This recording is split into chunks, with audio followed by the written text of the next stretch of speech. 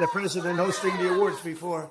This is the first. I'm sure they'll give me great reviews, right? You know, they'll say he was horrible, he was terrible, it was a horrible situation. No, we'll do fine.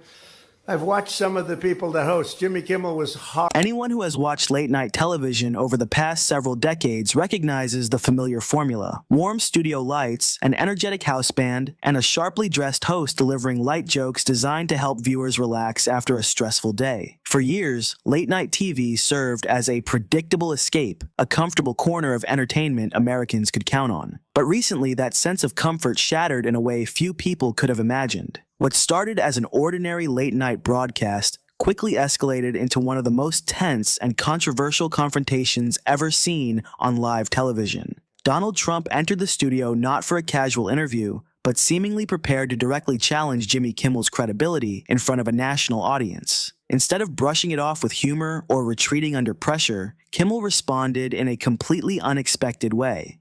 He paused the comedy, reached for a stack of documents, and delivered a response that transformed the entire mood of the show.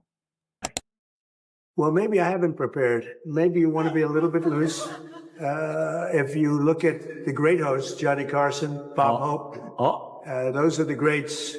If you look at the not-so-greats like Jimmy Kimmel. The atmosphere shifted instantly the moment the former president stepped onto the stage. Great marble floors that were beat to hell. And we've replaced them with the most beautiful marble, statuary marble. They call it in Italy statuario, great white and black marble that forms Greece and big parts of Italy.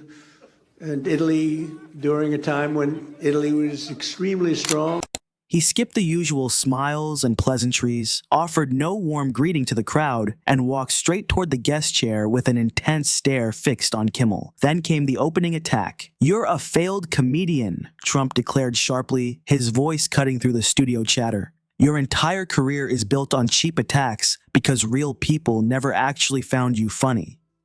It was the kind of aggressive opening designed to force the host into a defensive reaction or a nervous joke to break the tension. In many past interviews, broadcasters caught in moments like this have struggled to respond without turning the exchange into a televised disaster. But Kimmel resisted the trap completely. Instead of rushing to answer, he allowed the silence to settle over the room, making the tension even heavier. When Kimmel finally spoke, his tone had completely changed. The usual humor and sarcasm were gone. "Tonight isn't about comedy," Kimmel said calmly as he leaned forward. "Tonight is about the truth." The audience immediately grew quiet. That single statement made it clear the conversation had shifted into far more serious territory. To the left. Thanks. He can dance. He does impressions. Yeah. He is athletic. Oh, he shanked it. And he's not only an amazing artist, he also is an incredible poet, too. Kimmel then reached beneath his desk and slowly lifted a document toward the cameras. At first glance, it resembled an official hospital birth certificate. But instead of explaining immediately, he let the audience absorb the image on their own. As the large screen behind him zoomed in on the details, confused whispers and stunned reactions spread throughout the studio.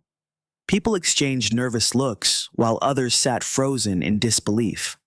Kimmel carefully claimed that the document had allegedly been provided by a whistleblower described as a former hospital employee from New York who reportedly wanted to come forward publicly. According to the segment, the certificate supposedly listed Barron Trump's parents, but the names displayed on the document were not Donald Trump and Melania Trump. The moment instantly sent shockwaves through the studio. Kimmel presented the paperwork as part of a highly controversial allegation involving Donald Trump and Ivanka Trump, a claim so explosive that the audience fell into complete silence. Trump immediately pushed back, angrily dismissing the document as fake and accusing the show of broadcasting lies intended to damage his family. Despite the chaos, Kimmel remained composed and introduced a blurred and anonymous figure presented as the alleged whistleblower.